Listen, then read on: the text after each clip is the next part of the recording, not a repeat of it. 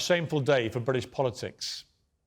I would like to correct the record, to take this opportunity, not in any sense to absolve myself of responsibility, which I take and have always taken.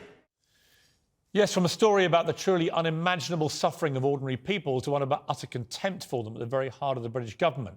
Prime Minister Boris Johnson presided over a culture of disgusting and deplorable disrespect for British voters and for the laws that he had made and told us to follow. Civil servant Sue Gray's report into illegal lockdown-breaking parties at Downing Street would finish any politician with an ounce of shame. But tonight, the enduringly shameless Boris Johnson staggers on. I want to begin today by renewing my apology to the House, to the whole country, for the short lunchtime gathering on the 19th of June 2020 in the Cabinet Room. And the House will note that my attendance at these moments, brief as it was, has not been found to be outside the rules.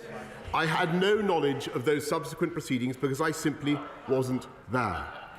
And I have been as surprised and disappointed as anyone else in this House as the revelations have unfolded.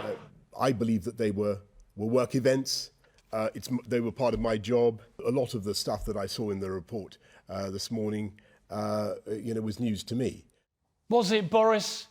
It was news to you that there were endless wild parties going on in your home, under your nose, some of them attended by you? This is all the usual Boris playbook. More apologies, more insincere excuses, and then always a few laughs. The only thing he's really sorry about is the fact he got caught. We know that Boris Johnson broke the law. He was fined for it by the police. That would have done in any normal Prime Minister. We already know that 83 people got more than 126 fines for partying. His staff, when the country was told to stay home and save lives by him and the same staff. We already know that Johnson lied, including, I believe, to Parliament. That always used to be a resignation offence, but will it be for him? I doubt it. The devil is always in the detail, and today's report's a rap sheet from hypocritical hell. The lurid details about these parties, which happened in a place of work and in the Prime Minister's own home, would be shocking at any time. The fact they took place during a pandemic is almost too outrageous to believe.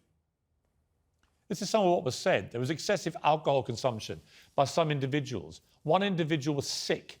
There was a minor altercation between two other individuals.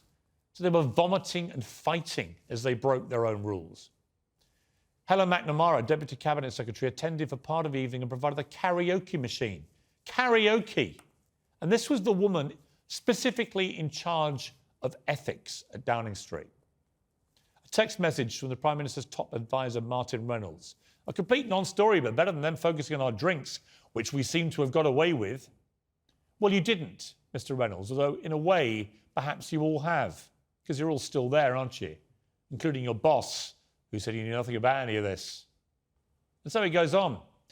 Some members of staff, says the report, drank excessively. The event was crowded and noisy. A cleaner who attended the room the next morning noted there was red wine spilled on one wall and a number of boxes of photocopier paper.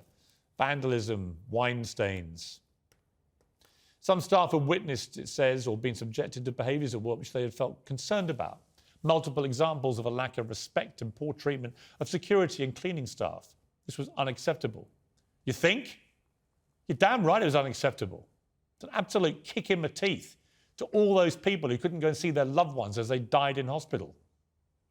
The people at the centre of the British government showed a calculated contempt for ordinary people, not only in their place of work, but for the rest of us too. And most disgracefully, there was a party that went on till way after 4 o'clock in the morning, on the very eve of Prince Philip's funeral, a funeral where the Queen sat alone in her grief, away from her family, after losing the man she was married to for 70 years, because she was following the rules that everyone had been told to follow by Boris Johnson and his staff, who just ignored them all themselves to party until 4 a.m. Johnson's desperate defenders told us we had to wait for the police investigation before passing judgment, so we did, and it was damning. Then they told us we had to wait for Sue Gray's report before passing judgment, so we did, and her verdict was damning too. Boris Johnson and his staff took the public for idiots, brazenly breaking the rules they'd enforced on the rest of us. And then he, the Prime Minister, lied through his back teeth about it. he should, of course, do the honourable thing and resign. He doesn't know the meaning of the phrase honourable thing.